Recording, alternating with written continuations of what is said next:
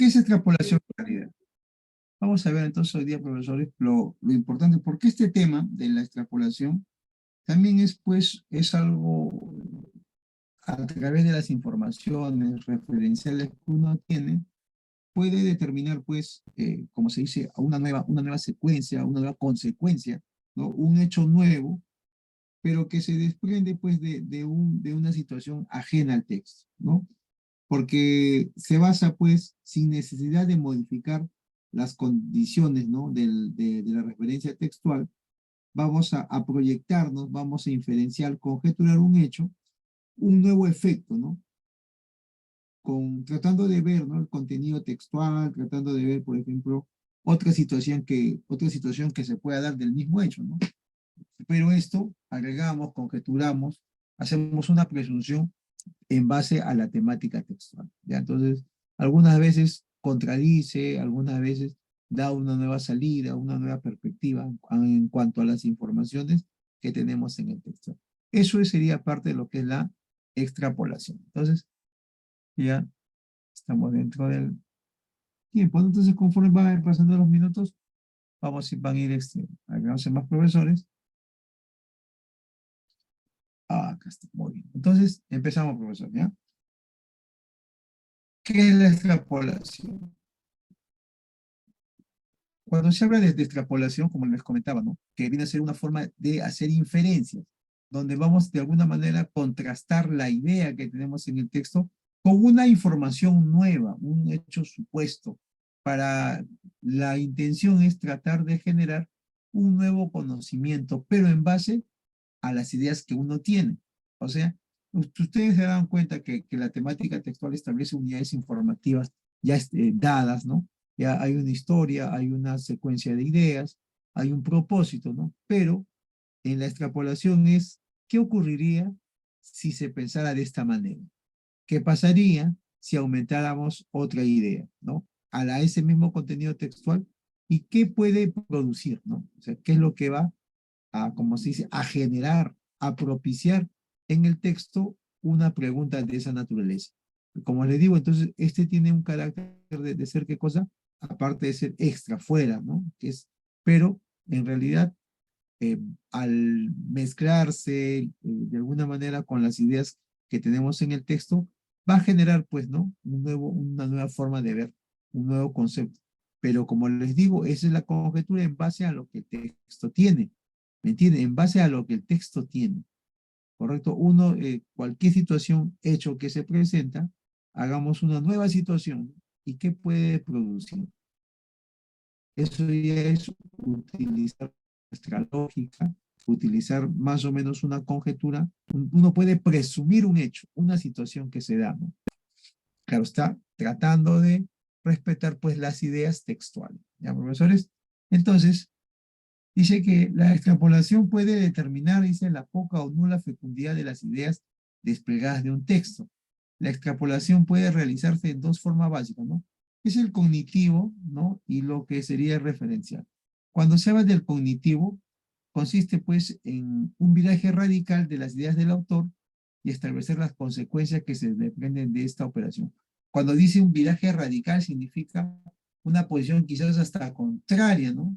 Que pueda tener el autor con la nueva forma de ver, ¿no? Ese mismo hecho. Por eso que puede ser hasta contradictorio. ¿Qué más? Y cuando se dice una extrapolación referencial, acá sí pues modifica las condiciones del referente textual. ¿Para qué? Para determinar el efecto que se proyecta en esta operación. ¿Correcto? Modifica la forma de ver, las condiciones que hay, pero esto también va a generar, pues, va a tener un resultado, ¿no? Entonces nosotros, ¿qué hacemos? Simplemente tratamos de pensar o de ver ese nuevo resultado. Por eso es que se dice que es una inferencia, ¿no? ¿Por qué es inferencia? Porque ella nos va a permitir establecer una nueva forma de ver. La extrapolación, profesores, viene casi en todos los textos cuando se pregunta de un hecho nuevo que pueda pasar, pero determinando pues las informaciones que uno tiene, ¿no? Imagínense que cuando se dice, por ejemplo, en los conocimientos pedagógicos, cuando se habla de algún hecho, siempre se hace extrapolación, porque si bien nosotros tenemos una forma, ¿no? Un procedimiento, ¿no? toda una metodología para la enseñanza, pero de base a esa metodología nos ponen un caso X y uno tiene que pensar cuál sería el resultado, ¿no? De esas ideas con la nueva idea que se va a plasmar, ¿no? Entonces, ahí el nuevo resultado, eso se llama extrapolación, ¿ya? Pero entonces, vamos a ver acá estas dos formas. Vamos por un ejemplo, ¿ya? Para entender mejor. Vamos acá. Miren, ¿eh? Vamos a leer ese pequeño texto. A ver, léelo. Ya sabes que tienes que establecer primero tema de qué se está hablando, ¿no?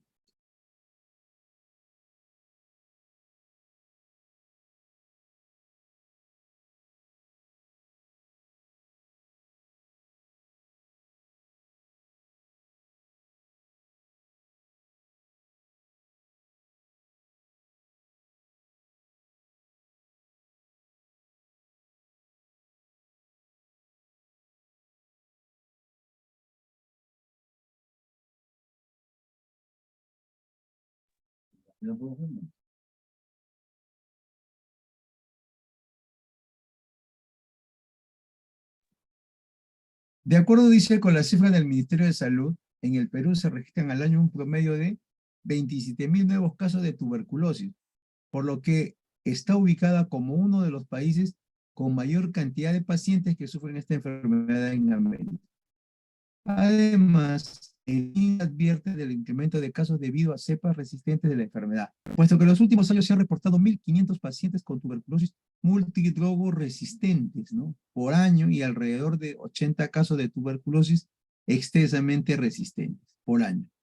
Ambas, las más complicadas para el tratamiento, ¿no? Organización Mundial de la Salud, OMS, en su informe sobre la tuberculosis, señala que si bien hay un descenso del 47% de la mortalidad por TBC desde 1990, aún se sitúa como la principal causa de muerte por enfermedad infecciosa por encima del SIDA. La OMS explica que la mayoría de los casos de TBC son prevenibles y curables. Sin embargo, factores como la pobreza, la mala nutrición y el hacinamiento se conjugan para que esta enfermedad continúe siendo un problema de salud en el Perú y en el mundo, advierte el doctor Angelo Storage, ¿no? Mire, profesor, entonces, acá ¿de qué se está hablando? Se habla de que, de acuerdo a las cifras del MINSA, que el Perú sigue siendo pues uno de los países que tiene más índice de tuberculosis, ¿no? Y que incluso se han advertido incrementos de casos con cepas resistentes de la enfermedad, ¿no? En los últimos años. Por año, por ejemplo, esos de los 1.500 pacientes, los 80 casos de tuberculosis extensamente resistente, ¿no? Y estas son complicaciones, ¿no? La OMS, que dice, si bien hay un descenso del 47% de la mortalidad, aún se sitúa como la principal causa de muerte por enfermedades infecciosas. Eso dice el texto, ¿sí o no? ¿Cuál es el tema? La tuberculosis. ¿De qué se está hablando? Que persiste la tuberculosis en el Perú, a pesar de que en otros lugares ya es menos mortal, ¿no? Entonces, esto hace, por eso dice que esta enfermedad continúa siendo un problema de salud en el Perú. Por eso, factores como la pobreza, mala nutrición, hacen que esto continúe, ¿no? Ahora, la pregunta es, dice, si las cepas más resistentes de la tuberculosis fueran combatidas con eficacia en el Perú. Mire, profesores, ya sabemos que están hablando que la tuberculosis es muy resistente, que en el Perú todavía existe, hay mortandad, que todavía somos uno de los países que tiene mayor presencia de enfermos con tuberculosis. Ahora la pregunta es, si las cepas más resistentes de la tuberculosis fueran combatidas con eficiencia en el Perú. Profesor, ¿por qué habla así? Porque se dice que en el Perú, miren, existen, dice, ¿no? En los últimos años se han reportado 1.500 casos de qué, porque e incremento de casos debido a las cepas resistentes de la enfermedad. Esa es la información, cepas resistentes de la enfermedad, ¿no? Y eso degenera que pues existan todavía casos de tuberculosis en el Perú. Esa es la información. Mira la pregunta que dice, si las cepas más resistentes, de las cepas que están hablando, fueran combatidas con eficacia, ¿te das cuenta o no? Si esas cepas fueran combatidas con eficacia, es una conjetura que está dando de la información textual. Entonces, uno, ¿a qué concluir? A ver, profesores, ¿cuál sería tu respuesta? Si las cepas más resistentes de la tuberculosis, ¿no? Es la que es fuerte. fueran combatidas con eficacia en el Perú. Entonces, ¿qué pasaría? ¿Cuál sería ahí tu respuesta? ¿Otros tipos de esta enfermedad se afrontarían con la misma eficacia? ¿La política de prevención y tratamiento del MINSA sería un modelo? ¿El porcentaje de pacientes tuberculosos bajaría ostensiblemente? ¿O aún así esta enfermedad seguiría siendo un problema de salud? ¿Qué piensas tú? A ver. Podemos pensar que quizás disminuye el porcentaje de tuberculosis, pero dice la pregunta es, si las cepas más resistentes en la tuberculosis fueran combatidas con eficacia en el Perú, ¿se acabaría la enfermedad? No, ¿sí o no? ¿No? ¿El porcentaje de pacientes tuberculosos bajaría ostensiblemente? Podría ser que baje, ¿no? Ostensiblemente, pero es una información que está como se dice, ¿no? Porque se habla de un descenso de un 47%. Pero más directamente sería entonces, a pesar de eso, ¿ver? Miren, profesores, miren, a pesar de eso, nosotros seríamos un modelo, miren, varias definiciones, ¿no? Pero si te pones a ver cuál sería la más genérica de ellas, si existiera, si se combatiese, fueran combatidas, dice, miren, profesor, acá dice, fueran combatidas, no dice que las cepas fueran totalmente, como dice, eliminadas, ¿no? Fueran combatidas nada más con eficacia, se está combatiendo. Entonces, con eso se elimina la enfermedad. Otros tipos de enfermedades, ya, esta habla de otras enfermedades, pero estamos abocados a lo que es la tuberculosis. No puede ser la política de prevención y tratamiento del MINSA sería un modelo, solo porque ha bajado. Recuerda que en otros países es menos, ¿sí o no?, que nosotros. Quizás ya nos nivelaríamos a los otros, no seríamos los mejores, ¿no? La B no puede ser. La C, el porcentaje de pacientes tuberculosos bajaría ostensiblemente, pero dice que solamente se va a combatir, dice, ¿no? No dice que se ha logrado eso. Entonces, la respuesta acá sería, vamos a ver qué dice nuestro. Mira, la respuesta sería la D. ¿Por qué entonces diríamos? Pues factores como la pobreza, la mala nutrición y el hacinamiento son factores para que esta enfermedad continúe siendo un problema de salud en el Perú y en el mundo. No solo es el hecho de combatir con eficacia, sino también hay otros factores que ayudan pues a que esta enfermedad prosiga en el Perú, ¿no? Que siga latente en el Perú. ¿Sabes? La D sería la respuesta. Vamos por la siguiente. La enfermedad de la tuberculosis, ¿no? Dos dicen, si el tratamiento de la tuberculosis contemplara asimismo la solución de los factores sociales que inciden en ella. Y también, profesores, si ese tratamiento de la tuberculosis contempla, ¿qué cosa? La solución de los factores sociales que inciden en ella, o sea, eso de la pobreza, de la alimentación, todas esas cosas. Si contemplaría eso, entonces, ¿qué podemos pensar? Que la prevención y la cura de esta enfermedad sería más sostenida y segura, que implicaría mayor compromiso de los médicos, los pacientes y sus familias. La OMS concluiría que todos los tipos de esta enfermedad son curables. Ángelo Storazzi, el que habla, ¿no? Sería reconocido en el mundo como un destacado médico. ¿Qué piensas tú? Que estás hablando de la tuberculosis, ¿eh? De la enfermedad en sí. ¿La OMS dice correcto? O sea, que todos los tipos de enfermedades son curables. Quizás no, ¿no? Porque puede ser de diferentes cepas. No puede ser la C, entonces.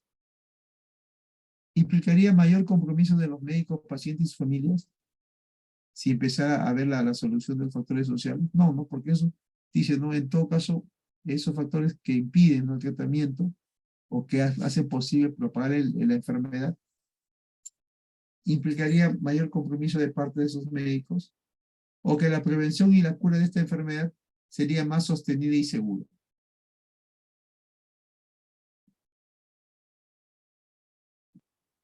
Claro, ¿no? Sería así, ¿sí o no? Porque dice que si contemplaría, pues, a estos factores sociales que, entonces, lo que sería, muy bien, profesoras, La prevención y la cura de esta enfermedad sería la más sostenida y segura. Miren, profesores, son todos extrapolación, situación que no se ha dado en el texto, pero a manera de preguntas se establecen. ¿Qué más? Es tratamiento de esta enfermedad y la fuente de los factores solarían. Su prevención y cura sea más sostenida y segura, en consecuencia deja de ser un problema de salud. ¿Por qué es un problema de salud? Tres, si en la crisis de la educación, miren, si en la crisis de la educación intervinieran los mismos factores sociales que hacen de la tuberculosis un grave problema de salud, miren, o sea, ¿qué significa? Acá comparan ya, una analogía, ¿no? En cuanto a lo que sería educación.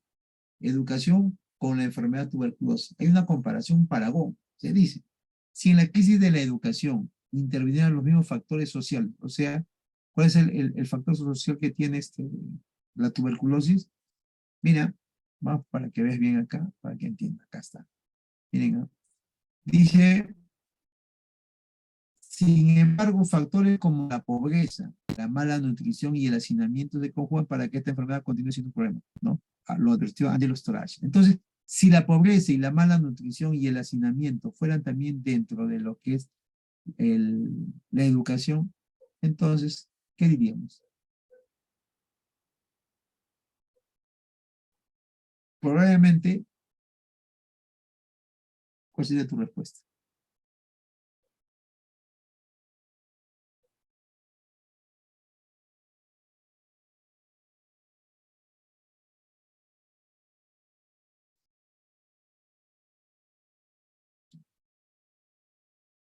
Entonces, me dicen no, entonces, miren, profesores, acá comparamos, ¿sí o no? Comparamos lo que le pasa lo que le pasa pues a lo que es la tuberculosis en el lado de la educación. Entonces, lo que sería acá, ya está. Acá, las medidas correctivas educativas centradas solo en la didacta serían inviables, ¿no? No solo ser así como hicieron, ¿no? Este tiene un mayor alcance, ¿no? Vamos a ver. Siguiente texto, ¿ya? Vamos a leer el texto B.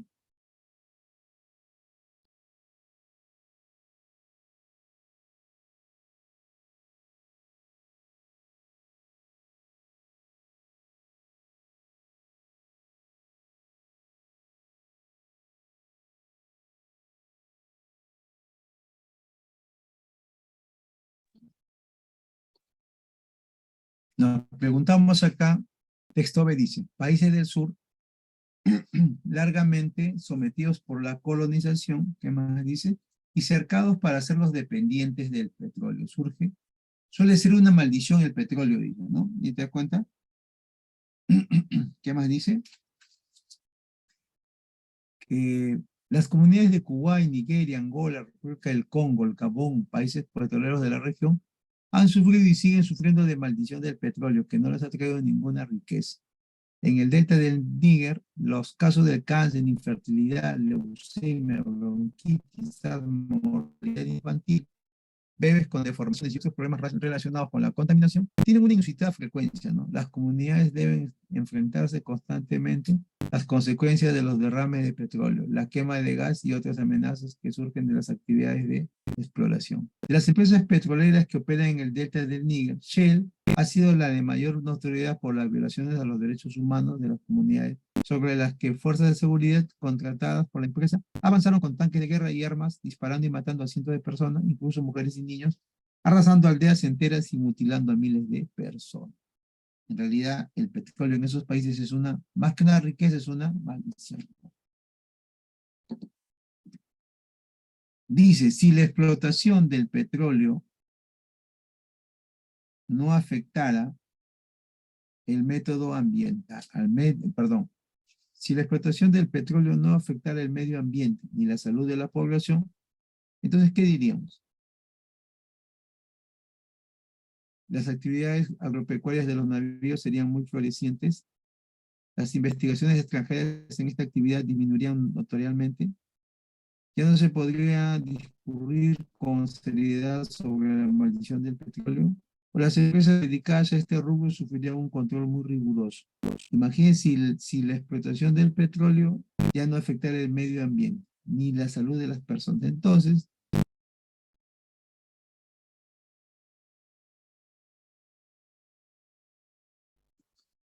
acá podemos entender de qué está hablando sobre el petróleo, ¿sí o no? Si ese petróleo ya no afecta el medio ambiente y la salud,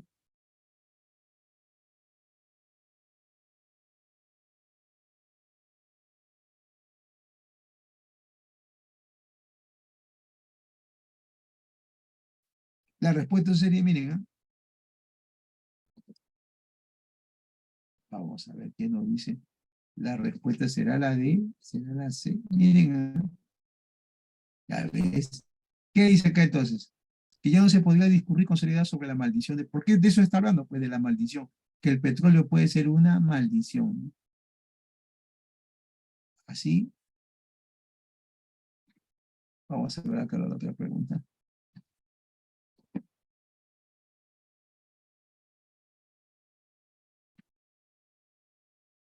Si las empresas petroleras de los países del sur renunciaran a utilizar las violencias contra las poblaciones del este del Níger, ¿qué pasaría?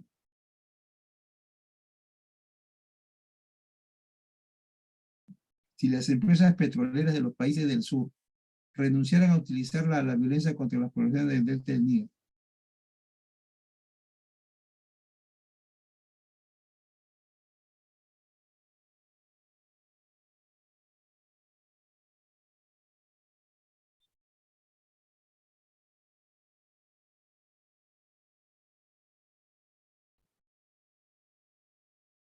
Entonces, Camila, aún así el petróleo sería una maldición para esas poblaciones. A pesar de que puedan haber, ¿no? Como se dice, renunciarse a esa, a utilizar la violencia, igual sería una maldición porque, de alguna manera, perjudica, ¿no? A las grandes poblaciones. Vamos por la siguiente, ¿no? Por la contaminación y todo eso que te quería. Si el delta del Níger hubiera estado bajo la jurisdicción de un gobierno democrático comprometido con los derechos humanos, y eso es otra situación, ¿no? O sea, coloca una nueva situación.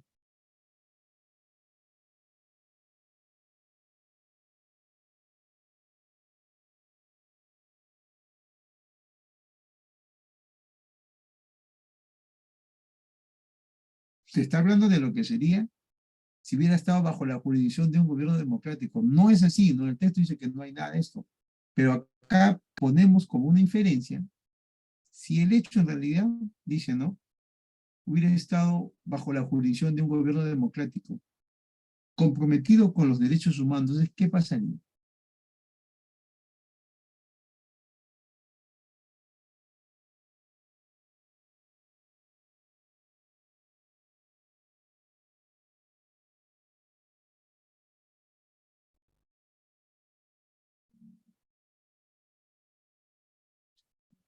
Veamos entonces, miren, profesores, la respuesta sería, claro, pues la salud y la seguridad de la población habrían sido prioritarias y no la explotación petrolera, ¿no? Porque si se cambia, o sea, le daría más importancia al bien común. Eso sería el pensar, ¿no? Si realmente hubiese un gobierno que hiciera eso, ¿no? Por esa misma razón, eso es lo que uno debe pensar, ¿no? Entonces ahora vamos a pasar, uy, salimos a lo que sería. eh, Muy bien, entonces vamos a salir del cuadro. Me dice, por favor, si se visualiza si se visualiza, me dicen, por favor, si se llega a ver Sí, profesor. sí, ¿no? Ya mismo, muchísimas gracias. Sí, bueno, entonces empezamos con la extrapolación. ¿Ya, correcto, profesores? Vamos a leer, ahora vamos a leer de esta manera. Yo voy avanzando y voy a estar marcando lo que tú también debes haber marcado. ¿Correcto o no? Entonces, cosa que hay que coincidir. Ya sabes que todo texto se tiene que subrayar o resaltar, ¿ya? Empezamos entonces.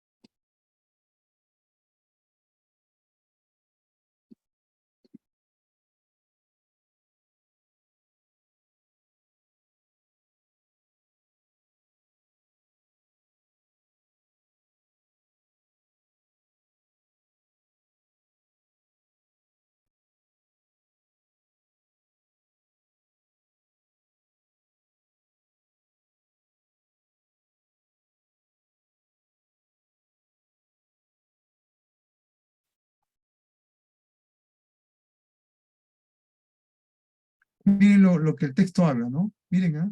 Dice, Finlandia quiere prescindir de las matemáticas, de la historia, de la literatura. Lo quiere cambiar todo, perdón, todo por temas concretos. ¿Qué dice? Esperan que con el nuevo método los estudiantes comprendan por qué es importante aprenderlo, ¿no? Es los temas. Dice que más los rankings escolares, bueno, está en una buena posición, ¿no? El éxito de la educación finlandesa reside en que en la esencia, en la alta implicancia de los profesores, o sea, que estén bien formados y bien remunerados, ¿no? En el proceso de aprendizaje, los alumnos interactúan entre ellos y con el profesor. Además, existe un alto nivel de lectura. Para que el país nórdico siga estando en lo más alto, sus políticos y funcionarios ya están pensando en cómo será el mundo del mañana para conseguir que los niños de hoy sean los mejores profesionales en el futuro. Por eso que la conclusión de los diferentes grupos de trabajo creados específicamente para repensar la educación es revolucionaria, ¿no? Entonces hay que acabar con las materias. Entonces, ese pensamiento, hasta acá vemos que la educación en Finlandia quiere qué cosa? Nada de cursos, sino quiere temas específicos. Dicen, de nuevo, reincide, nada de matemáticas, física, ni historia o literatura. Si se aprueba el nuevo plan de estudios, los jóvenes y niños tendrán que estudiar temas, situaciones o eventos. Por ejemplo, una materia podría ser la Unión Europea. En ella se tendrían que hablar de la economía, de historia, de política, pero pero en realidad debe ser, dice, temas estáticos, se relacionarían los unos con los otros. Esos mayores de 16 años ya están estudiando de esta forma y no tienen que aprender matemática o literatura. Ellos ya tienen la base porque ya la han dado en cursos anteriores, ¿no? Dice el desafío es perdón, el desafío está en adaptar el sistema a todas las edades. Ah, este es interesante, ¿no? Este es interesante, ¿no? ¿Cuál es el desafío entonces? Adaptar este sistema a todas las edades, ¿no? Dice Pasi Slander, dice jefe de departamento, explica el medio inglés, ¿no? Que lo que se busca es un tipo diferente de educación que prepara a los niños para el trabajo del mañana. En el pasado, los bancos necesitaban muchos contadores que tuvieran que realizar muchos cálculos, pero ahora la situación ha cambiado. Los más pequeños ya usan computadores muy avanzados capaces de realizar esas operaciones. Así que tenemos que cambiar para adaptarnos a la sociedad, ¿no? Razona, dice, además de este tipo de enseñanza por temas, la revolución escolar también se va a centrar en erradicar por completo la figura del profesor. Dice, ¿no? Y que da más clase. Y que no permite a los alumnos participar. Miren, esta es la idea que tenemos ahora, ¿no? Porque dice que se pide esa revolución escolar para erradicar la figura del profesor, miren, ¿ah? Erradicar la figura del profesor que da la clase y no permite que los alumnos participen. Se va a potenciar el que los jóvenes se dividan en grupos y afronten problemas ellos solos, poniéndose de acuerdo y potenciando así sus habilidades comunicativas y de trabajo en grupo. Pero todos estos cambios no están siendo fáciles. Muchos profesores educados a la antigua dudan de que le falta la teoría y el exceso de práctica.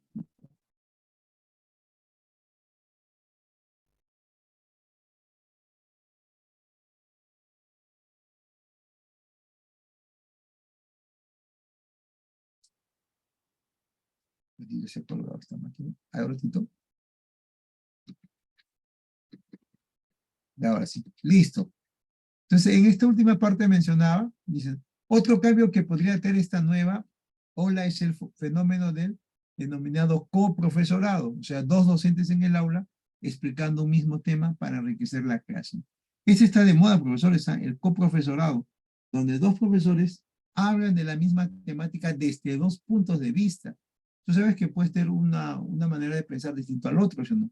Pero los dos coinciden en el tema, coincide en lo que se está hablando, ¿no?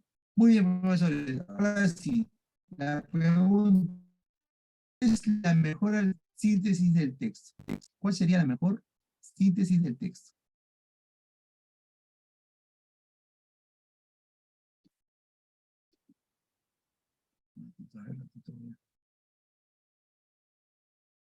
Ya está, ¿no?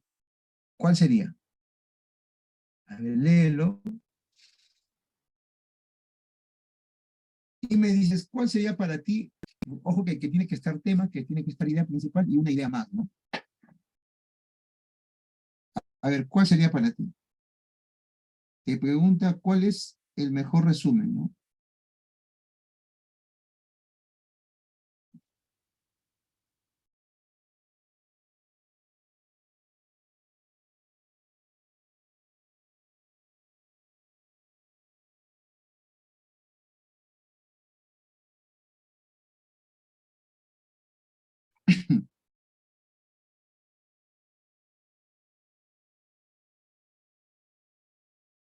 Primero está hablando de quién, de Finlandia, ¿sí o no? Ese tiene que contener. Después, ¿de qué está hablando? Del cambio que se va a hacer, ¿no? O del cambio que merece una sociedad, y él llama revolucionaria, ¿no? Algo que revolucione, que cambie. ¿Cuál de estos sería para ti?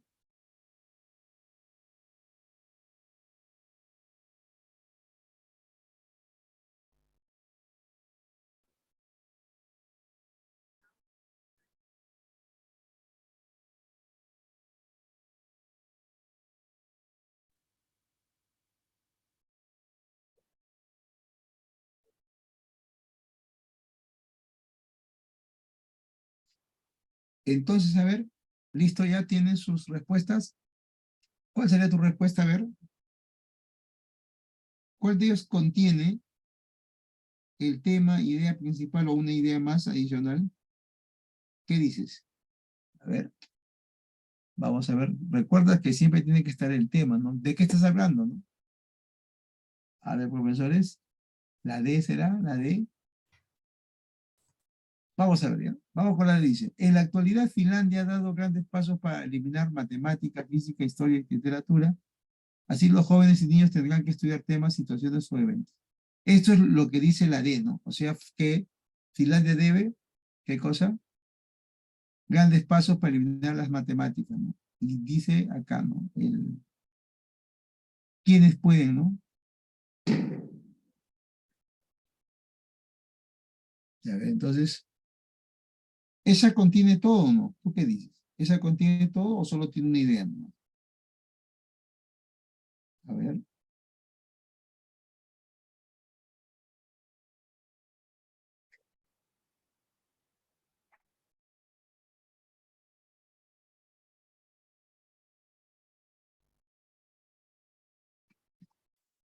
muy bien, profesor, lo que estoy viendo. A ver, ¿cuál es el que tiene más información? Ese sería, ¿no? Muy bien, profesora. Ahí está, ya tienen idea. ¿De qué se está hablando, profesores? De Finlandia. Vamos a ver, acá la A es una disputa entre los investigadores.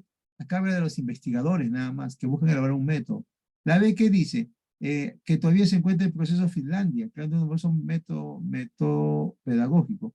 La C, Finlandia es una prioridad mantener su sistema educativo en el punto más alto. Ya pueden ser rankings escolares, pero ese es el meollo.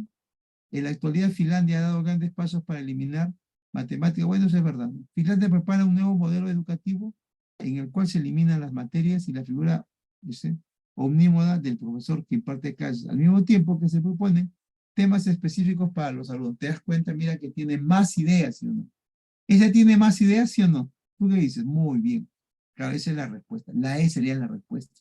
Habla del tema, de qué más se está hablando, habla sobre relación a la idea principal y sobre todo hay ideas adicionales a esta, ¿no? Dos, el término revolucionaria puede ser expresado por qué. Acá está, ¿no? Acá está, revolucionario. Acá está.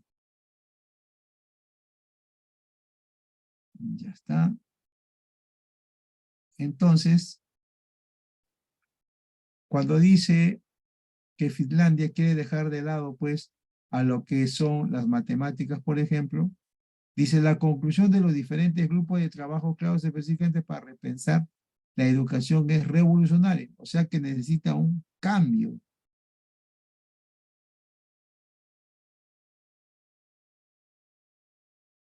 Vamos a ver si me salió un ratito.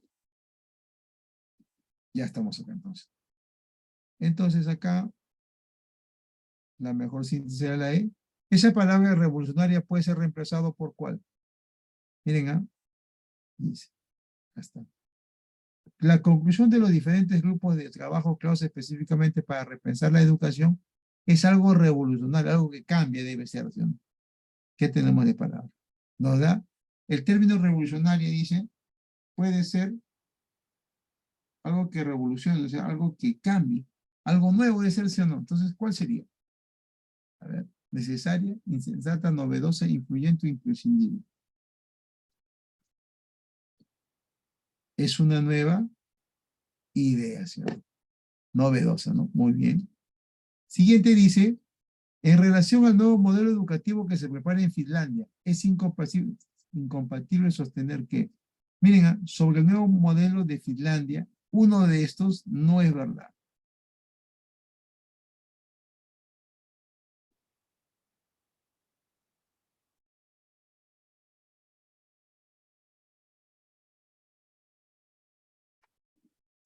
Entonces, ese término,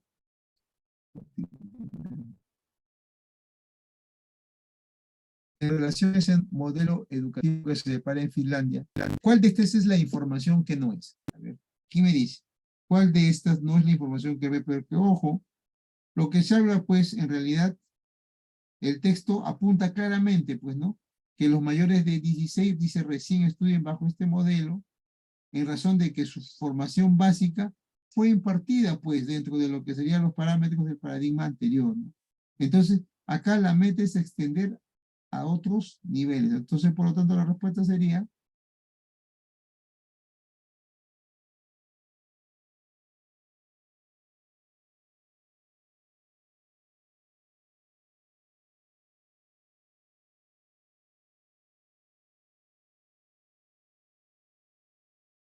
entonces la respuesta acá sería, muy bien, estoy leyendo la respuesta de todos los profesores.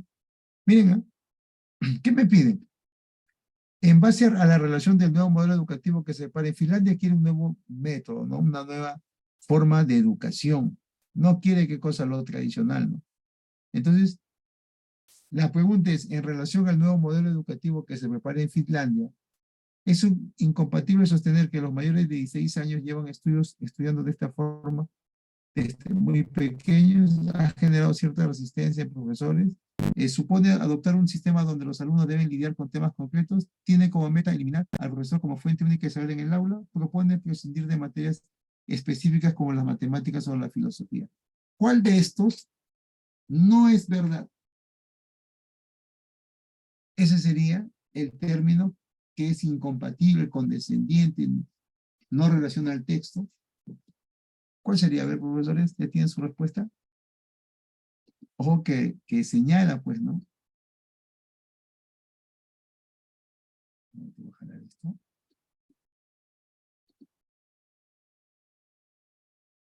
Ya está, ahora sí. Listo. Ahora sí. ¿Qué me dices? Acá sí podemos ver, ¿no? Lo que sí podemos decir, esto no es verdad, que los mayores de 16 años llevan estudiando esta forma de muy pequeño, falso. Si recién es algo nuevo que se está dando. Esto es una oración que no concuerda pues con lo que se está viviendo. Por eso que dice que es algo novedoso. Vamos por la siguiente. De las declaraciones de Paysandre, de lo que hablaba, ¿no? En cuanto a lo que es, miren, dice, se desprende que es necesario que los jóvenes profesionales lleven cursos de actualización para ver los avances tecnológicos, que en la actualidad las nuevas tecnologías, dice, un momentito chicos,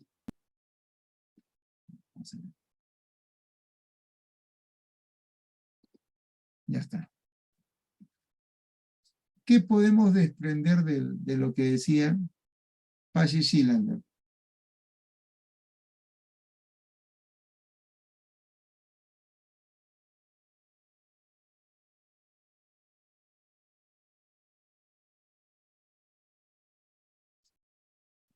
Ahora díganme, jovencitos, quién es realmente, ¿no? Acá eh, maneja la nueva tecnología. O que esta nueva tecnología ha hecho que el propio hombre sea relegado, ¿sí o no? Por lo tanto, de esas declaraciones podemos decir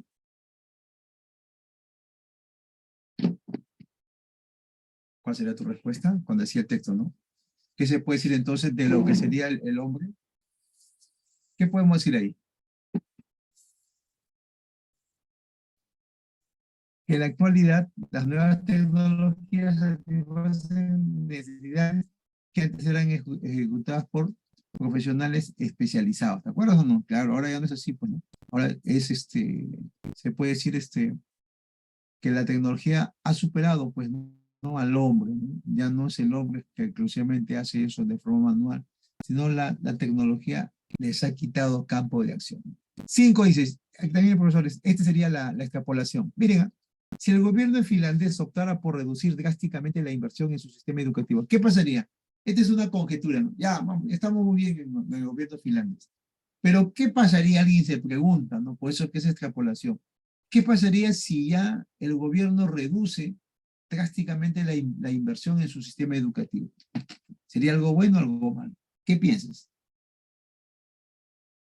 Y si es algo malo, ¿cuál sería el fin de todo eso?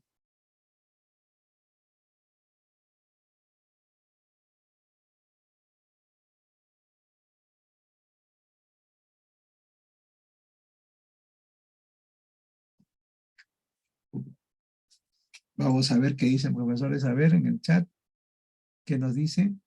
Ya está muy bien. En realidad, lo que pasaría es, pondrían en riesgo pues su prestigio, su posición en los rankings escolares. Claro. Ya no invierte, entonces bajaría su nivel, ¿no? Académico, ¿no? Muy bien. Vamos en lo siguiente texto, ¿ya? Igual bajamos otra vez.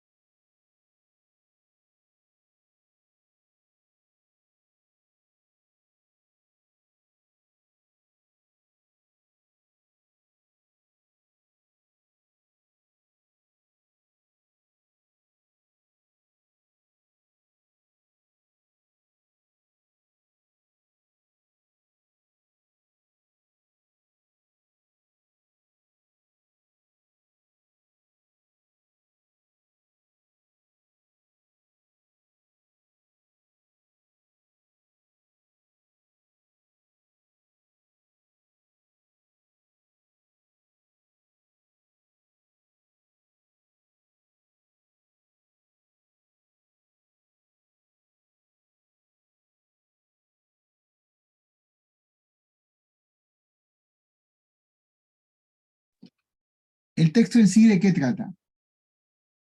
Sobre lo que sería la diferencia, ¿sí o no? ¿Ves? Vamos a regresar acá. Dice. ¿De qué habla el concepto de inferencia? ¿Qué es el concepto de inferencia? Uno de los ejes fundamentales en las teorías vigentes acerca de la comprensión del discurso, ¿sí o no? Pero dice que resulta difícil encontrar acuerdo al respecto, dice.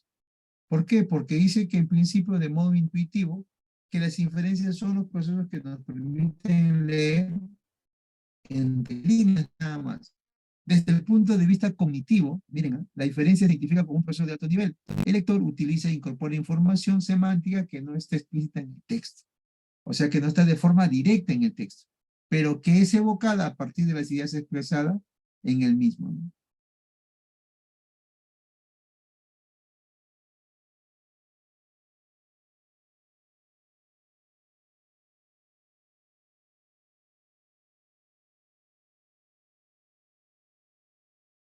¿Qué más dice acá?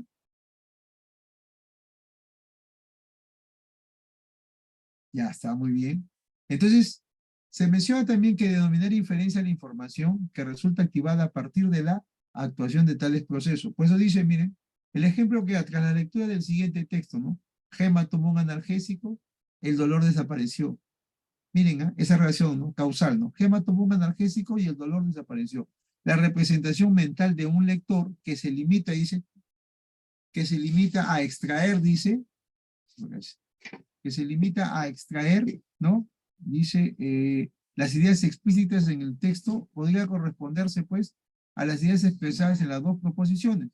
Pero ¿qué dice? Sin embargo, solo con esta información no podría integrar ambas ideas de modo coherente y comprender el mensaje, puesto que el texto no expresa la relación semántica que las vincula, dice, ¿no? Entonces, por tanto, para comprender lo que quiere, dice, ¿no? Para comprender lo que quiere decir el autor, ¿no? Sería necesario, ¿qué cosa? Que el lector activase su conocimiento previo acerca del efecto calmante de los analgésicos e incorporar su representación mental a la idea de la acción de tomar un analgésico. O sea, uno tiene que saber el significado de lo que sería analgésico. Si alguien dice, si Gema tenía dolor de cabeza y tomó un analgésico, se le desapareció, entonces tengo que entender que el analgésico vendría a ser algún tipo de medicamento que cura o evita o palia pues esa, o sea, esa enfermedad, ¿no?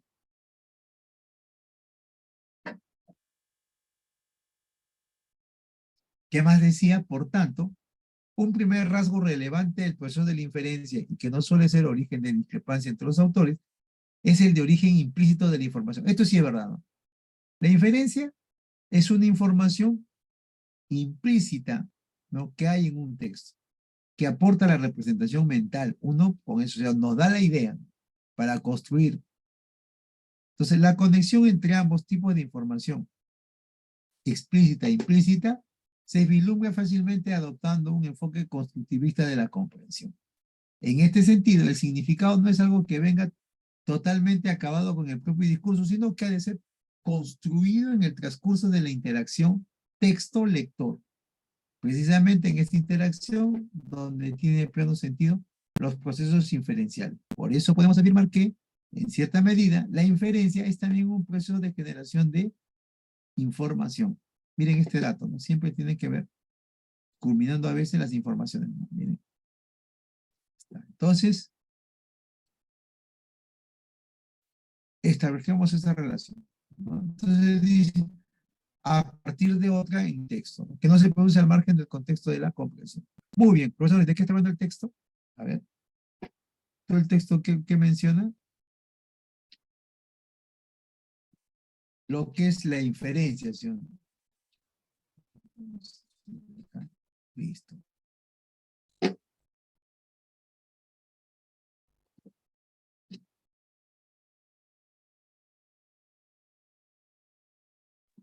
Entonces vamos a ver sobre la inferencia. Entonces decimos, el autor afirma que la inferencia en la comprensión lectora sería entonces, a lo que hemos entendido el texto, profesores, podemos deducir que esta información es el resultado, ¿no? Muy bien. O el proceso de explicar información semánticamente nueva. Esto sería la respuesta, ¿no? Principal, el autor trata de decir eso, ¿no? Sobre la comprensión lectora, la inferencia. Dos, en el texto, evocar qué connota. Evocación. ¿Qué dirá sobre la evocación? ¿Qué menciona?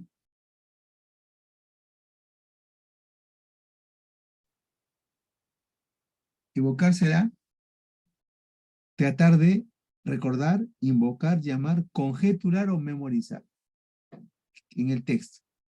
Cuando se menciona lo que era la evocación. A ver, ¿cuál sería tu respuesta, profesores? Dentro del sentido en sí, ¿no? ¿Lo que sería entonces?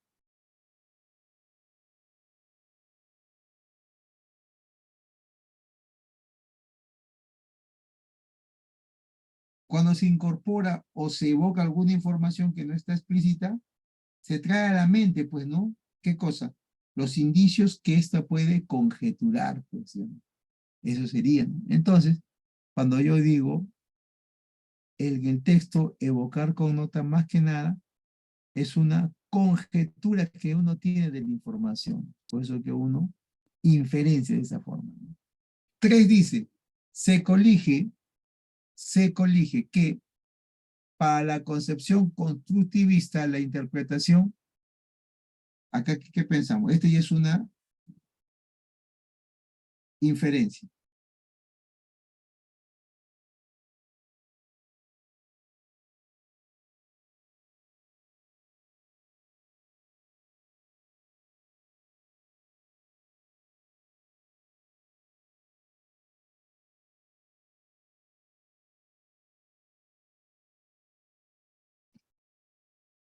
Entonces, podemos colegir, profesores, acá, ¿no? Miren, miren, profesores, que para ese enfoque constructivista, el significado de un texto no es algo que venga totalmente acabado, sino ¿qué pasa?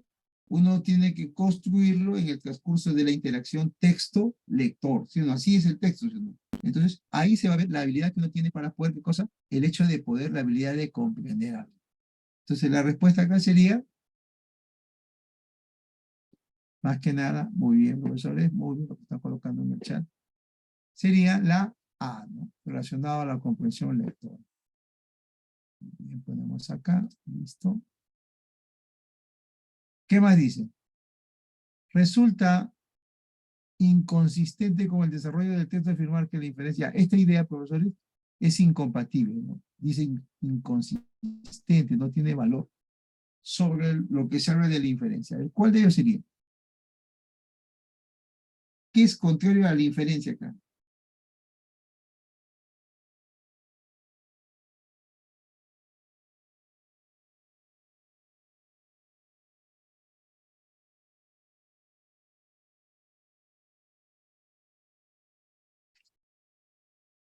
Muy bien, a ver. Entonces, ¿cuál es inconsistente acá?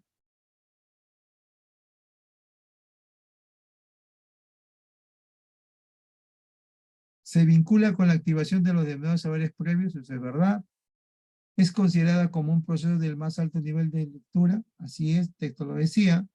Incorpora información relevante y semánticamente novedosa. Es la información que ha sido activada en el proceso de explicitar, sí. Disminuye la coherencia del significado que le otorgamos al texto. ¿Disminuye la coherencia? No, no.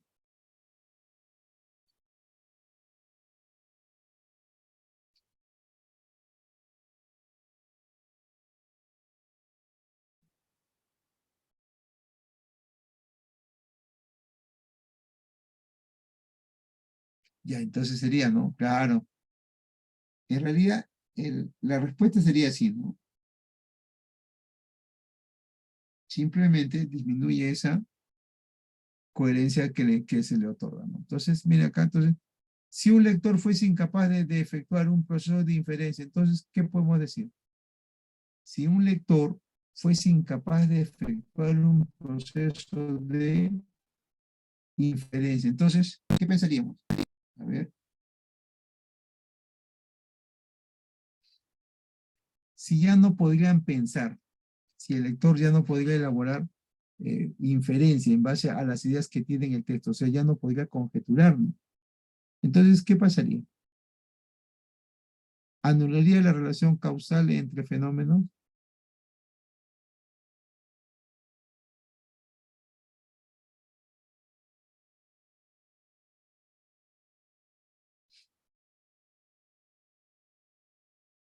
Entonces acá si un lector fuera, dice, incapaz, dice, ¿no? De efectuar un proceso de inferencia, si no puede inferenciar, a ver, si una persona no puede inferenciar, entonces, ¿cuál sería el resultado? Anularía la relación causal entre fenómenos, únicamente comprendería textos descriptivos, leería solamente novelas en idioma español, nada tiene que ver, ¿no? ¿Sí o no? Le sería difícil dotar de sentido a los textos, obtendría información sumamente relevante, falso, no tendría información relevante, porque a través de la inferencia puede obtener nueva información. Entonces la respuesta acá sería, más que nada, miren, ¿ah? Le sería difícil dotar, ¿no? De sentido a los textos, ¿no? Entonces acá sería la respuesta. Entonces, ya está. Muy bien.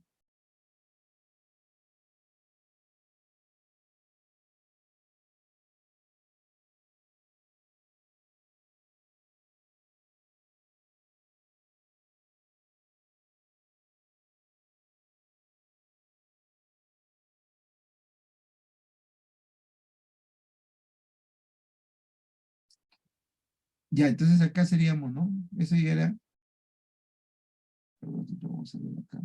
Esa era la respuesta. Entonces, no le compartí el texto otra vez, ¿no? O sea,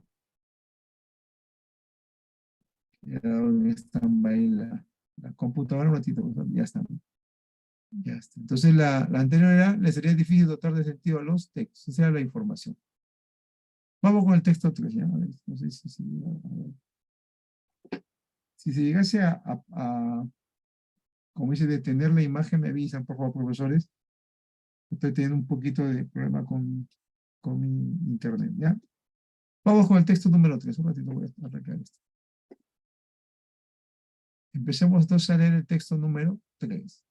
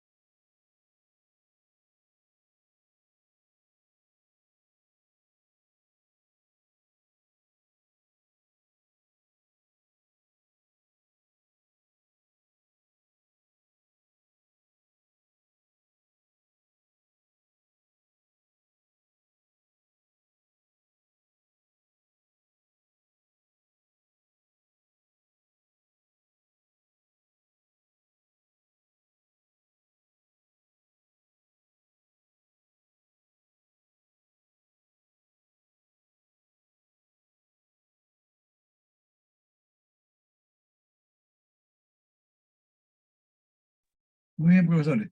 Ya hemos marcado, ¿no? El texto.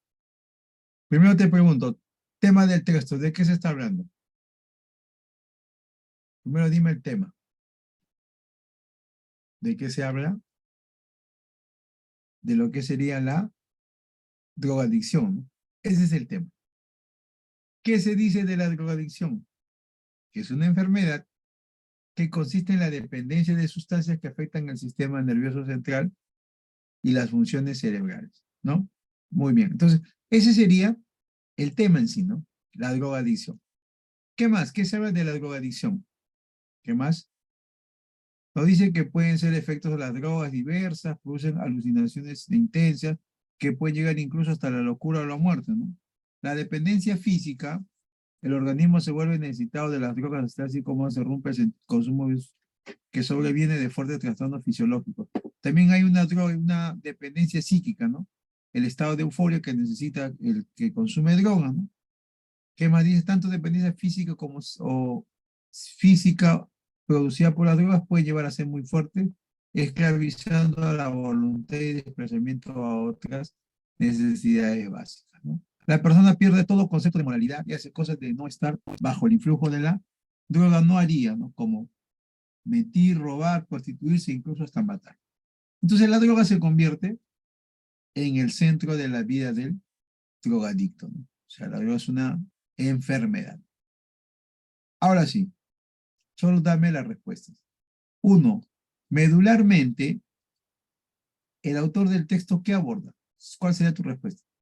Las clases de dependencia producida por la drogadicción, los cambios de comportamiento por acción de las drogas, las posibles secuelas orgánicas a causa de la drogadicción, sus implicancias familiares y sociales, los efectos de la dependencia física y psíquica de la droga. ¿De qué está hablando? De las drogas y cómo las drogas de alguna manera influyen, ¿no? En la vida de la persona. Entonces, acá la respuesta sería, más que nada, vamos a ver, muy bien, profesores. A ver, mises, profesores, empecemos a mandar nuestra respuesta. A ver, qué es lo que has comprendido del texto, ¿no? Porque uno tiene, la clase nuestra es comprender el texto, ¿no? Utilizamos la información que tenemos para comprender el texto, ¿sí? Entonces, cuando se dice eso, ¿cuál sería tu respuesta entonces?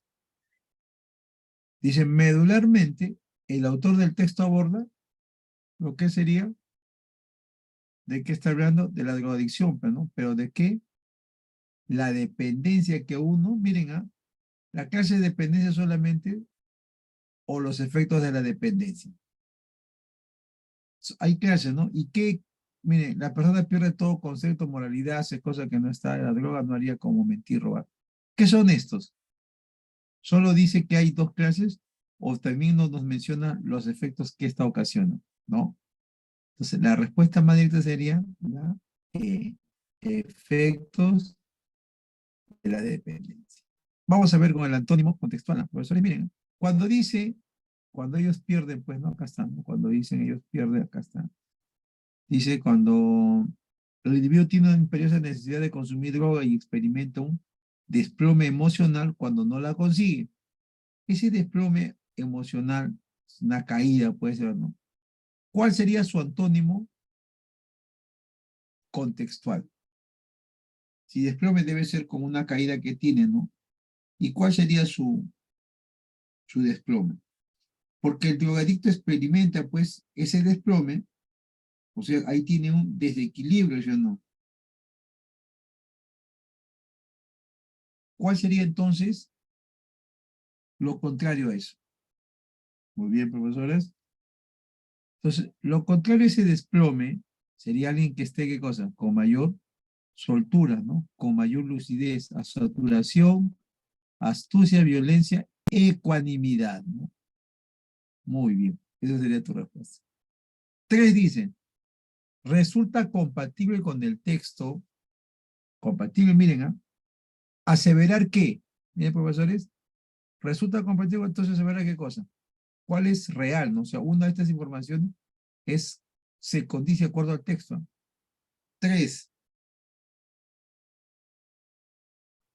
La drogadicción es un estado patológico que acarrea consistencia emocional. Consistencia no, no, al contrario, sino, no hay consistencia emocional.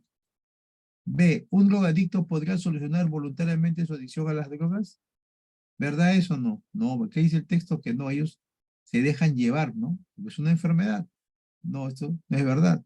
C, ¿la dependencia física se caracteriza por los estados de euforia que genera? No, no dice.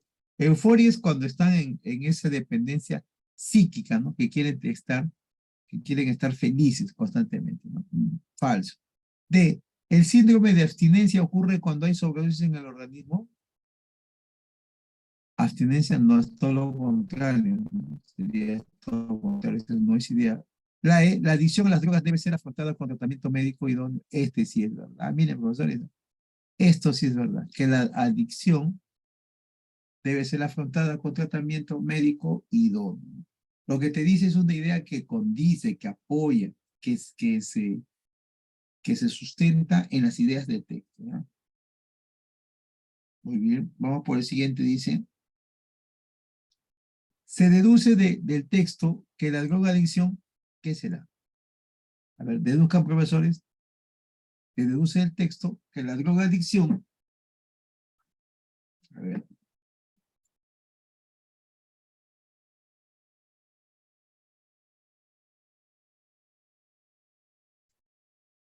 yo deduzco, ¿qué puede ocurrir? ¿Qué me va a ocurrir si uno afronta ese problema de la drogadicción? ¿No sería responsable del llamado síndrome de abstinencia? ¿Acarrea consecuencias exclusivamente en el entorno familiar, nada más en la familia? ¿Provoca inexorablemente la muerte del fármaco dependiente, o sea, el drogadicto debe morir? ¿Estimula el autocontrol y la fuerza de voluntad del drogadicto? ¿O simplemente conlleva la pérdida de valores en la persona que la padece? Cuando te acuerdas cuando mencionaron qué cosa, que la persona ya perdía todo, ¿no? Perdía todo y por conseguir, ¿no? Como dice de alguna manera, ¿no? Algo, tendría pues, no tiene reparos en la imagen que él tiene, ¿no? Entonces conlleva pues a la pérdida de valores en la persona que la padece. Miren, vamos a ver acá, profesores, a ver, atentos acá. Listo, vamos acá. 5. Si una persona presenta un cambio brusco de personalidad, miren, profesores, si una persona presenta un cambio brusco de personalidad, cambios rápidos de humor, comportamiento irresponsable, carencia de juicio, depresión y una falta general de intención, probablemente se trataría de un caso de que está bien, ¿no? Si una persona, esta es una extrapolación, ¿ves? Porque acá te dice, te da un cambio, te da un supuesto, ¿no? Si una persona que tú ves de un momento tiene un cambio brusco de personalidad, cambios rápidos de humor, o sea, ya sabes cuando dice cambio de humor, comportamiento irresponsable, carencia de juicio, depresión y una falta, dice, ¿no?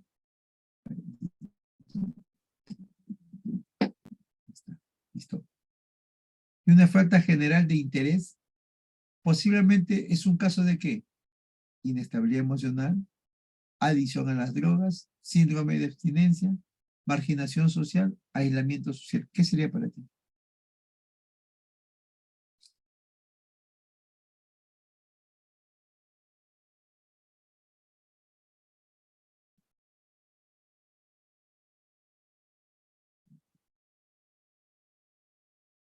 Claro, entonces, claro, casi sí es directo, ¿no? Profesor, usted que dice, miren, cuando alguien muestra este hecho, ¿qué piensa?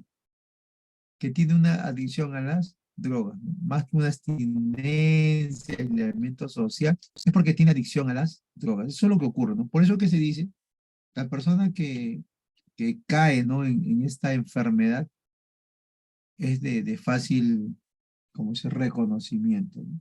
Porque en realidad la drogadicción es una enfermedad, pues, no es, uno dice un hábito, uno dice un vicio, pero en realidad es una enfermedad. Vamos por el texto número 4, empezamos a leer.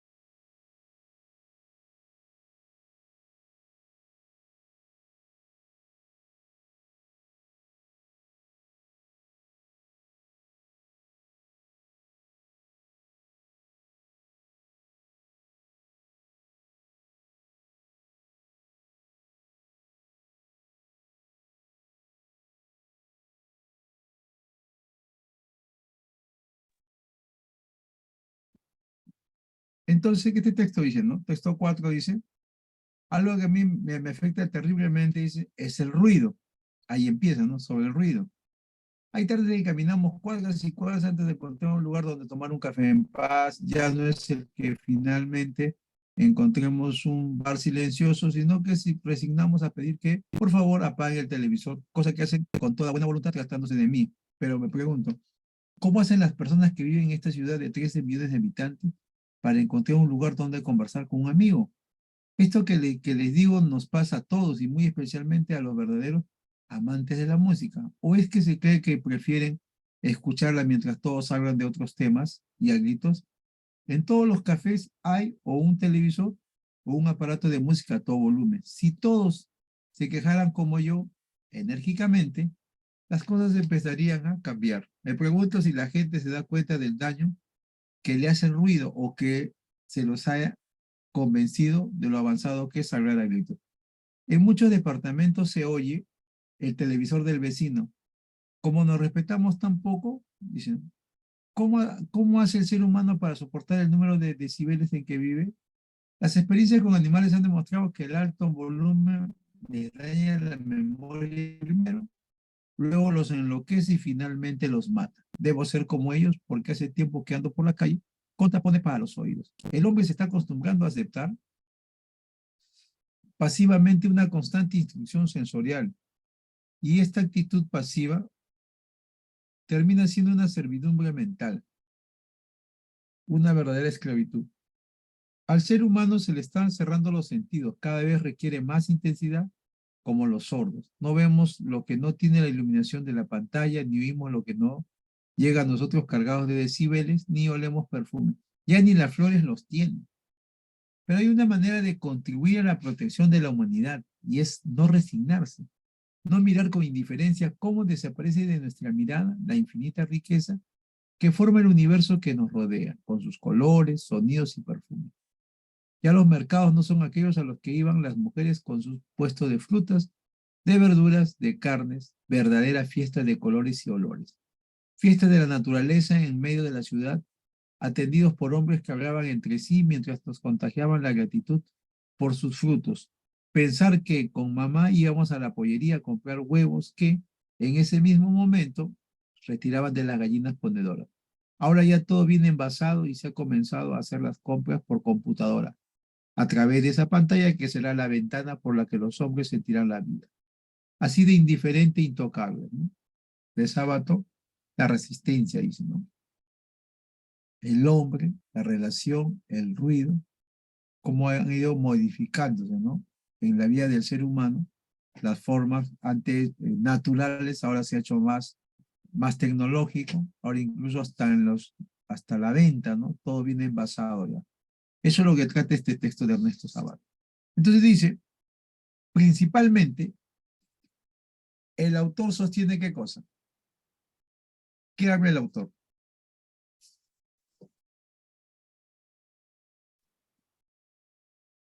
¿Qué piensan ustedes, profesor?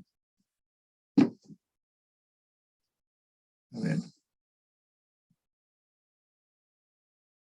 de lo que serían las compras por computadora, las personas que se han acostumbrado a comunicarse a través de los gritos, que el hombre ha perdido sensibilidad, que ya no es posible encontrar un café tranquilo donde poder conversar con los amigos. ¿Será eso? Podemos decir entonces eso, ¿no? Más genérico, ¿sí o no, profesores? ¿Ustedes qué dicen? Más genérico, ¿sí o no? A ver, que la gente no es consciente de en qué medida el ruido le puede afectar su salud.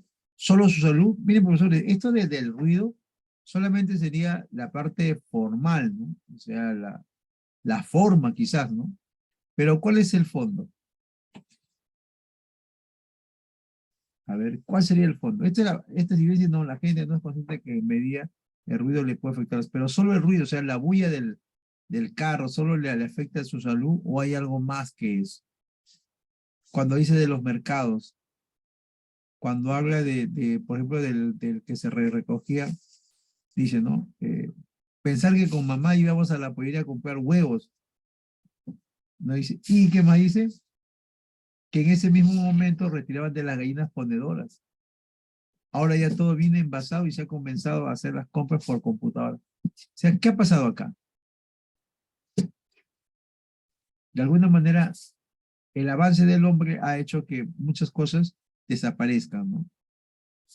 Entonces, lo que el texto habla y menciona exclusivamente sería en base a qué, en base pues que el hombre ha perdido ya la sensibilidad y se ha deshumanizado por la tecnología.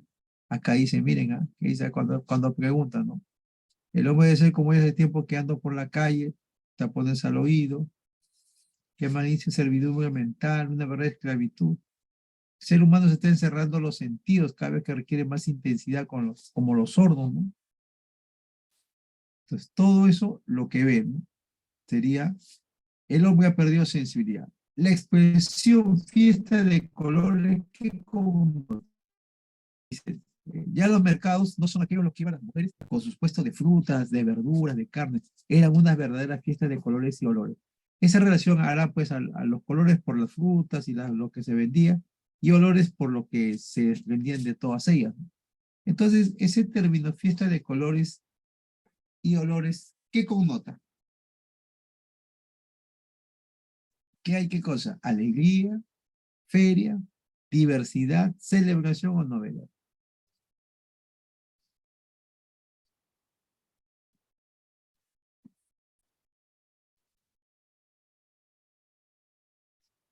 A ver, hay profesores, fiesta de colores, dicen, ¿no? Porque había mercados, todo tipo de frutas, ¿no? Más que nada, una celebración será esta fiesta de colores y olores.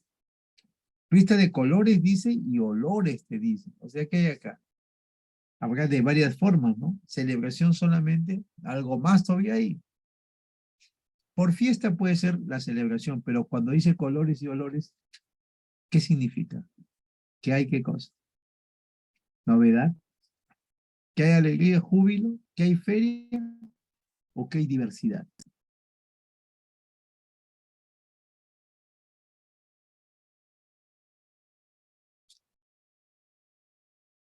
Claro, entonces acá la respuesta sería, miren, más que celebración, este connota diversidad. ¿Por qué? Porque cuando se habla de los diferentes productos, ¿no? Que cada uno tiene sus peculiaridades, ¿no? Tanto en aroma y en color. Por eso que se dice, ¿no? Así de forma, esta locución, frase, ¿no? Una expresión. ¿Ya? Muy bien. Tres, es compatible con lo afirmado en el texto sostener que en general el ser humano, una de estas es una idea que se condice al texto, que lo apoya al texto. ¿Cuál sería?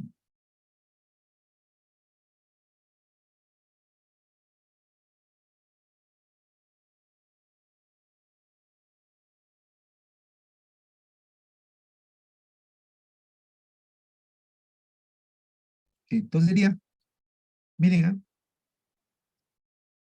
cuando se habla de compatible en cuanto a lo que menciona el texto, podemos decir que el ser humano cada vez pierde su capacidad sensorial. Por eso, ¿por qué? En el texto te menciona, a veces ya dice las personas ya no sentimos, dice, ¿no? Hay un universo dice, que nos rodea con sus colores, sonidos y perfumes. Entonces ya el ser humano de alguna manera ha perdido, miren, el ser humano se le está cerrando los sentidos, cada vez requiere más intensidad. ¿Ya? Eso sería, vamos a ver por acá. Ya está, ahora sí, listo. Entonces la respuesta, profesores, sería, mira, la B. Vamos con la 4, dice. En base a la reacción que tienen los mozos respecto al pedido que hace el autor, es posible inferir qué cosa. En base, dice, ¿no? A lo que establecen los mozos, dice, ¿no? Porque cuando hace una referencia, porque hay una manera de expresar, ¿no? ¿Ya?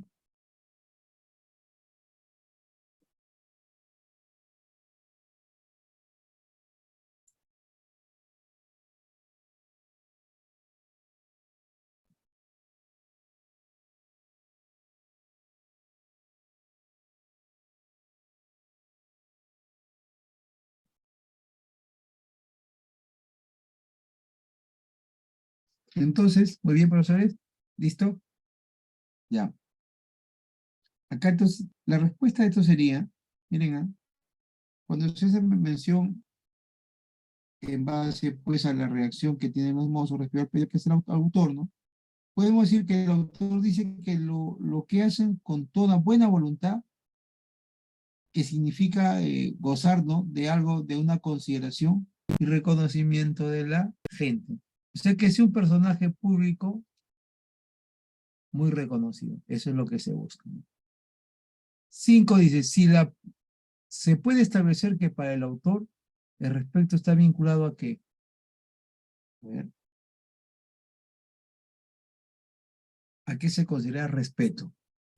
Gratitud de las personas, consideración que se tiene con el otro, gran capacidad de resignación, la buena voluntad de los semejantes, la intensidad de los afectos humanos. Para ti, ¿cuál sería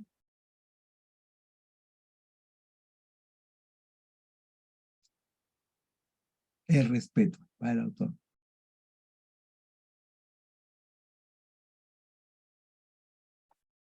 Muy bien, a ver, para los que han comentado, ya está, muy bien. Sí, pues en realidad, acá lo que en realidad se espera, ¿no?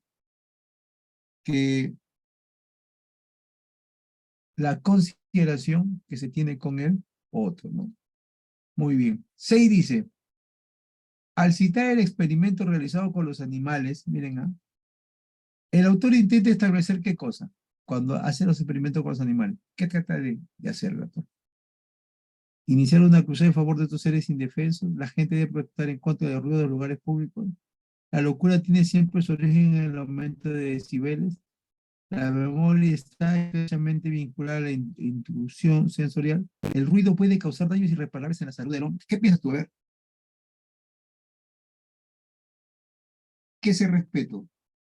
En realidad, cuando mencionaban en la pregunta anterior, ¿no? Se decía que era la consideración que había uno con otro. Acá se dice, al citarse ese experimento realizado con los animales, el autor trataba de establecer qué cosa. ¿Por qué se colocaban, o sea, se veía eso? ¿Por qué se usaban los animales? Muy bien, claro, muy bien, profesoras. Claro, porque el ruido puede causar daños irreparables en la salud del hombre. Por esa razón, de alguna manera, el autor intentaba establecer, ¿no?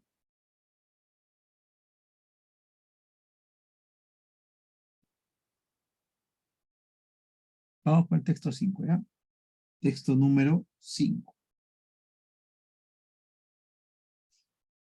Estos dos últimos textos yo los voy a leer, profesores, de forma directa. Tú andas marcando qué viene, ¿correcto?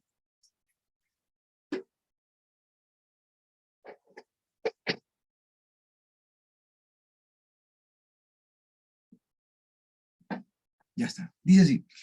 Corría el año de 1914 y en un lugar de los Andes peruanos, un niño de escasos 3 años caminaba presuroso junto a su padre, que se dirigía a la aldea de San Juan de Lucanas a contraer matrimonio por segunda vez con una rica hacendada de la región. Ese suceso tendría repercusiones duraderas en la vida de José María Arguedas, como se llamaba el pequeño infante. El nuevo hogar del niño, huérfano, se convirtió para él en un verdadero infierno. Su madrastra y uno de los hermanastros continuamente lo humillaban y despreciaban. Su nueva madre actuaba como una buena hacendada que era y en cuanto al trato brutal y despiadado que daba a sus pongos, sus indios sirvientes, no se distinguía en nada de cualquier gamonal o terrateniente voraz de la sierra peruana. Ella estaba compenetrada del estilo machista del gran señor de haciendas e indios. El pequeño José María no escapó al comportamiento de su madre, que lo castigaba frecuentemente y lo amenazaba con enviarlo a vivir entre los indios, como efectivamente lo hizo poco después. Ese castigo, símbolo de oprobio en la cultura pseudo-aristocrática y racista de los hacendados peruanos, del principio del siglo XX, resultó paradójicamente beneficioso para José María Arguedas. Contra todo lo que ésta había escuchado acerca de la brutalidad y falta de sentimiento de los indios, encontró en su seno, pese a su miseria material, el cariño que antes no había conocido. Los pongos acogieron al niño blanco como uno de los suyos, que a su vez experimentó en carne propia los sufrimientos e inquietudes que se vivían por el solo hecho de ser indio. a una edad en que los recuerdos se quedan grabados con fuego en el corazón del hombre. Arguedas vivió la discriminación de que eran víctimas los comuneros indios. Ese recuerdo lo atormentó por el resto de su vida y fue guía espiritual en su creación literaria a lo largo de 40 años. Miren cuál es el título de este texto, dice, El legado cultural de José María Arguedas. Hacemos un repaso de lo que hemos leído, que hemos visto. Habla sobre lo que era Arguedas, como su padre se casa con una rica hacendada, ¿no? ¿Qué más? Que ese nuevo hogar de este niño huérfano se fue un infierno para él, ¿no? Su madrastra y uno de los hermanastros continuamente lo humillaban y despreciaban. Entonces, su nueva madre actuaba como buena hacendada que era, ¿no? Y en cuanto al trato brutal y despiadado que daba a sus pongos, indios sirvientes, no se distinguían en nada, ¿no? No se distinguían en nada. Y en cuanto al trato brutal y despiadado que daba a sus pongos, ¿no? Se distinguía de cualquier gamonal. O sea, era como cualquier otro gamonal. Pero a pesar de eso, José María, a pesar de vivir eso, por primera vez se sintió querido, ¿no? Con los pongos, ¿no? Y se sintió identificado con ellos. Muy bien. Fundamentalmente, el autor intenta resaltar qué cosa. ¿Cuál sería acá tu respuesta? ¿Qué es lo que trata de resaltar el autor?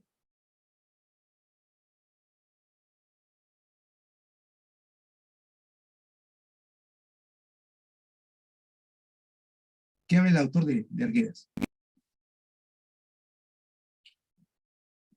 Más que nada, el texto menciona el trato brutal y despiadado que recibió Arguedas, nada más, la relevancia que tuvo la cercanía con los indios en la vida y obra de Arguedas, cómo llega Arguedas de niño con su padre a su hogar de San Juan de Lucanas, la semejanza entre la madrastra de Arguedas y los gamonales de la época, el cariño que recibió Arguedas de los pongos de la hacienda de su madrastra, pero más que nada, fundamentalmente, ¿de qué habla el texto? ¿No?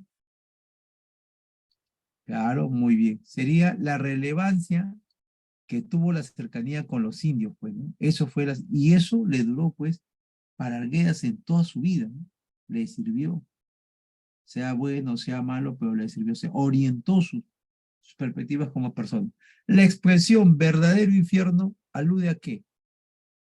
Padecimiento que experimentaba Arguedas, la humillación y el oprobio que sufren los pongos, a la pobreza en la que se encuentran los indios, a las carencias afectivas del pequeño Arguedas o al comportamiento machista de la madrastra. Esa expresión de verdadero infierno que vivió Arguedas, ¿cómo se puede interpretar? Pues era su infierno, ¿no? Era su infierno, de alguna manera, mucho lo castigaban. Entonces, claro, lo que el infierno es el padecimiento que tiene Arguedas, pues, ¿no? Que tiene Arguedas. Muy bien. 3 dice, es incompatible con lo sostenido en el texto afirmar que, ¿cuál de esto es incompatible? Afirmar que los gamonales trataban de manera inhumana a los indios, eso es verdad, ¿no?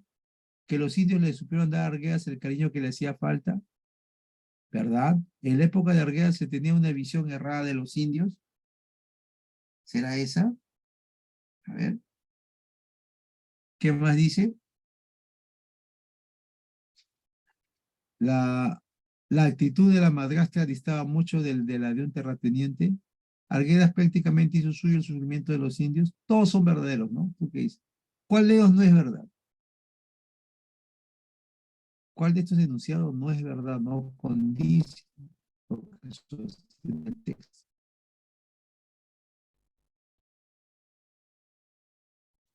Ya, muy bien.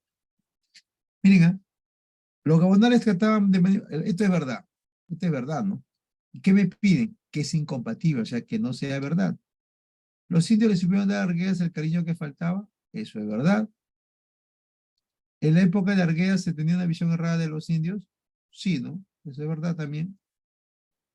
La D, la actitud de la madrastra distaba mucho de la de un terrateniente, no, esto es falso, porque la madrastra actuaba como un terrateniente. No eran diferentes, la mujer actuaba como si fuera un típico terrateniente de los sitios andinos. Entonces la D sería, ¿no? 4.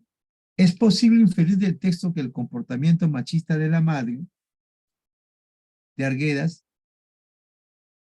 miren, es posible inferir, deducir del texto que el comportamiento machista de la madre de Arguedas, ¿qué pasó?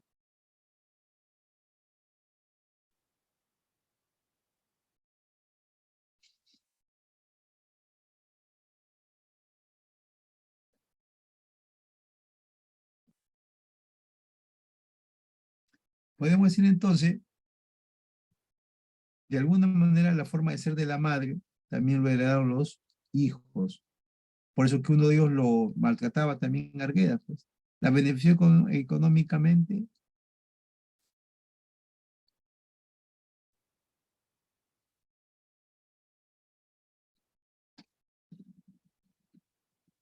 Esa sería, a ver, no, ¿no? ¿Sí o no? ¿Tú qué dices? ¿Repercutió? No, no fue esta, pues. La respuesta acá sería, profesor, es saber, de alguna manera la madre, su sentir machista generaría, pues, ¿qué cosa? Que sería un ejemplo para sus hijos de ella. Por eso que uno de ellos los maltrataba, pues, a Arguedas, ¿no? Tenía de alguna manera la influencia ya de la madre. Dice, si la madrastra de Arguedas no lo hubiera castigado enviándola a vivir con los indios, ¿qué hubiese pasado? Esta es extrapolación, ¿ves o no? Extrapolación. Si la madrastra de Arguedas no lo hubiera castigado enviándolo a vivir con los indios, probablemente, ¿qué hubiese pasado?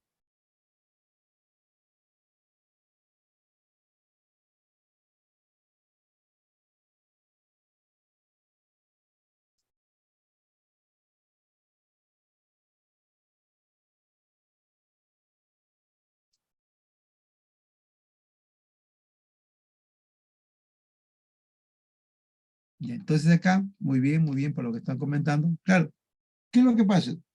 Si entonces, si la madrastra, entonces, simplemente Arguedas no hubiese podido ver la realidad del indio, ¿sí o no? No hubiese sido parte de su vida, no hubiese sido influencias para él, ¿no? Muy bien. Vamos con el último texto, profesor.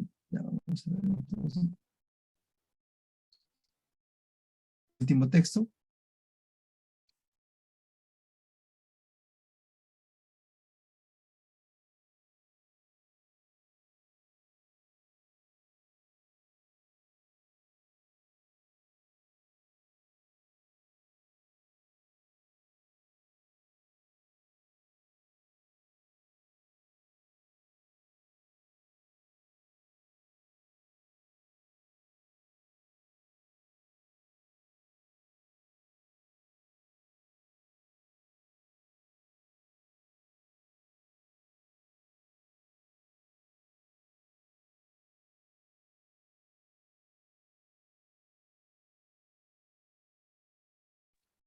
Recientemente en un partido de vóley, una reconocida entrenadora se refirió a una jugadora rival como llama, mientras aconsejaba a sus pupilas.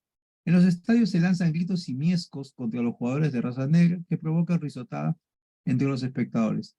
Los hinchas rivales se insultan unos a otros con nombres de animales que tienen doble sentido.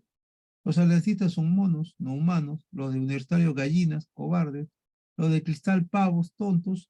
A todos estos animales además se les puede comer, palabras que en el mundo futbolero tienen una evidente connotación sexual.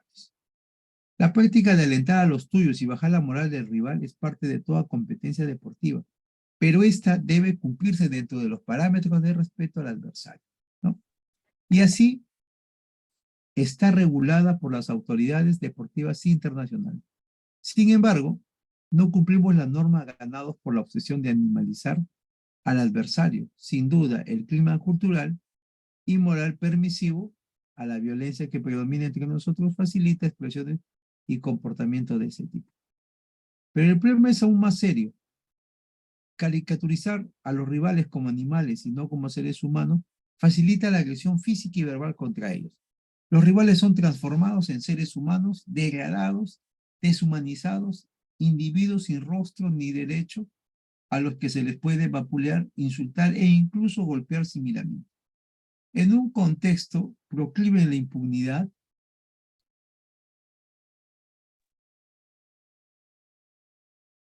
Resulta relativamente sencillo actuar así contra estos individuos sin tener que enfrentar la justicia.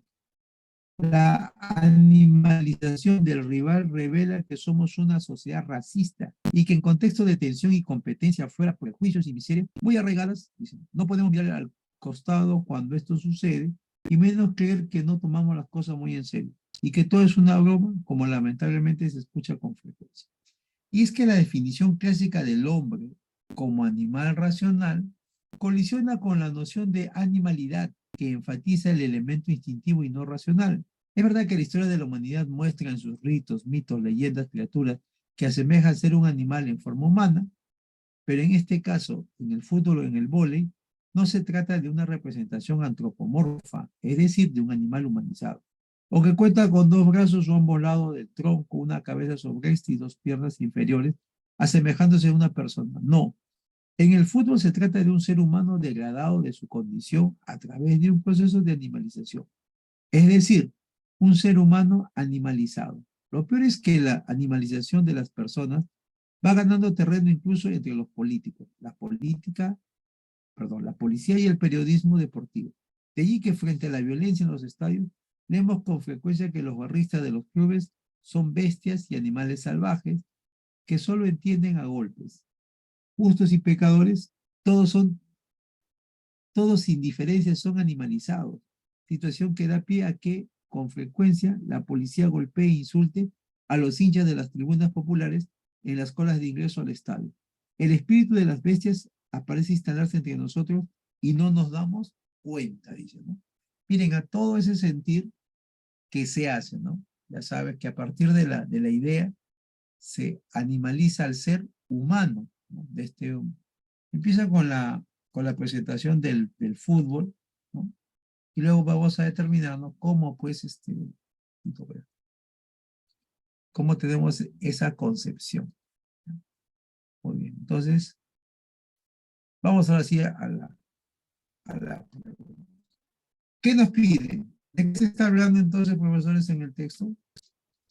Vamos, trabajamos esto. El texto en realidad nos habla, pues, sobre lo que era el, las concepciones que se tenían, ¿no? Tanto de sentir como animales, comparar, cuando hace una relación con lo que menciona en el texto, ¿no? En la parte deportiva del fútbol, ¿no? ¿Cuál sería para ti la mejor síntesis del texto? Que contenga las ideas más resaltantes, el tema, pues en este caso sería también la idea principal, ¿no? Tendría que estar dentro de esta síntesis. A ver, profesores, ¿cuál sería para ti el enunciado correcto?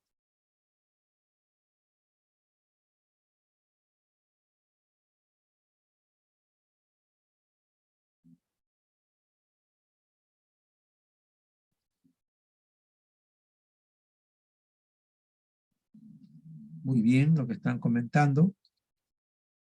Muy bien, entonces podemos decir qué es lo que se habla cuando se animaliza a la persona, ¿no? En este caso en las competencias deportivas. Dos dice, en el texto, perdón, el término permisivo puede ser reemplazado porque el permisivo, miren, acá estaba el permisivo, acá se dice. Miren, sin embargo, no cumplimos la norma ganados por la decisión de animalizar al adversario. Sin duda, el clima cultural y moral permisivo a la violencia que predomina entre nosotros. O sea, permisivo a la violencia. Entonces, podemos decir que ese término permisivo puede ser reemplazado por algo que sería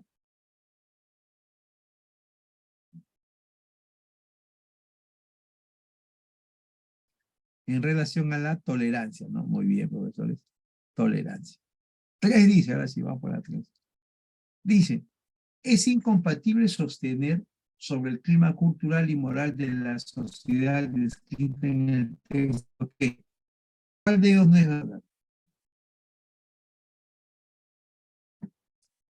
Ese clima cultural y moral de la sociedad descrita en el texto, ¿no? Es condescendiente en relación a las actitudes violentas que imponen, se manifiesta únicamente dentro de deportes como el fútbol y el vóley.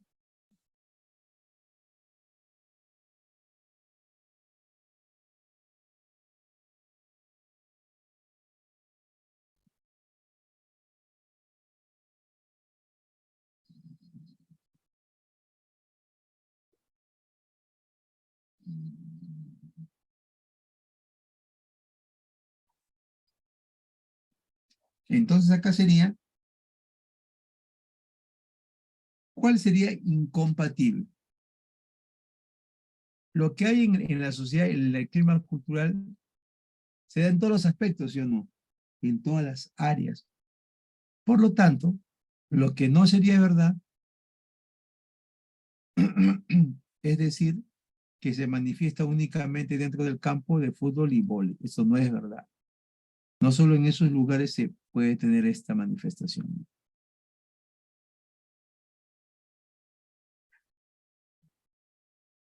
Entonces, acá estaba, acá está. 4. Dice, se infiere del texto, ¿qué pasó? Nos faltan solamente estos, las dos preguntas nomás ya para que vayan al descanso. Ustedes que están cansaditos, vamos a terminar entonces. Se infiere del texto que dentro del ámbito de las competencias deportivas, caracterizar al rival como llama, cuando te acuerdas que al inicio decía, ¿no? Le había llamado llama a su rival. ¿Eso qué significa? ¿Qué puedes inferir?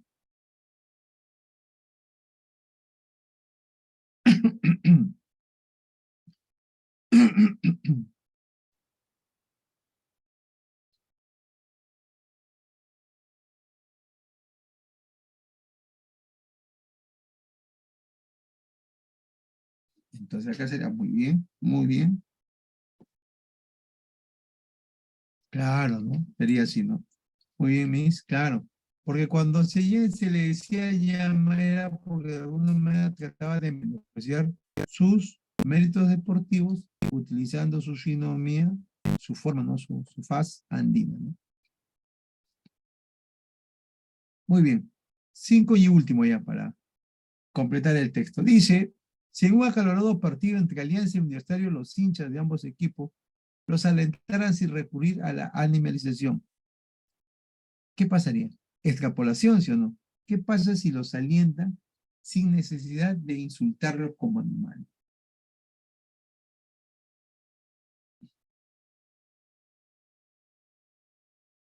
¿Estaríamos bien? ¿Estaríamos mal? ¿La impunidad habría desaparecido por completo en los casos de agresión? ¿Los casos de bestialización ahora solo se inscribirían en el ámbito político? ¿La violencia policial controlará a los aficionados? ¿Tendría que aumentar? ¿El sistema judicial aplicaría penas más severas a los asistentes al partido? ¿O estaríamos ante un buen inicio del avance de la lucha contra el racismo? ¿Cuál sería tu respuesta?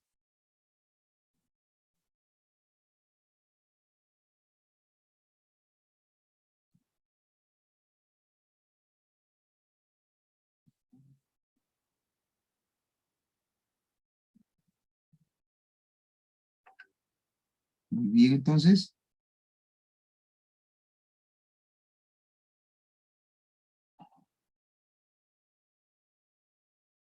¿cuál sería acá?